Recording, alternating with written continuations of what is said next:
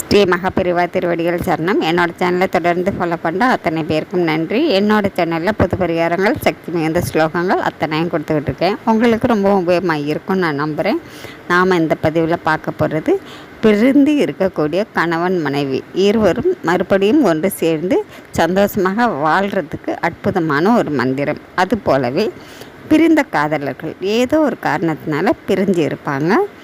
திருமண தடை இருந்துக்கிட்டே இருக்கும். அவங்களுக்கு காரணம் எதுவாக வேணாலும் இருக்கலாங்க.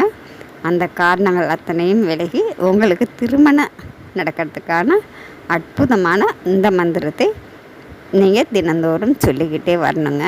முழு நம்பிக்கையோடு தினமும் காலையோ மாலையோ உங்கள் பூச்செறையில் விளக்கேற்றி வச்சுட்டு இந்த மந்திரத்தை சொல்லிக்கிட்டே வரணுங்க. பார்வதி தேவி சிவபெருமானை திருமணம் செஞ்சுக்கணும்னு சொல்லி அவங்க விரும்பி சிவபெருமானை திருமணம் செஞ்சுக்கிட்டாங்க. அப்போது சொல்லப்பட்ட இந்த மந்திரத்தை நீங்கள் தினந்தோறும் முழு நம்பிக்கையோடு சொல்லிக்கிட்டே வரும்போது உங்களுக்குள்ளே இருக்கக்கூடிய தடைகள் அத்தனையும் விலகி கூடிய சீக்கிரம் திருமணம் நடக்கும். அதே போல் கணவன் மனைவி ஏதோ காரணத்தினால பிரிஞ்சு இருப்பாங்க.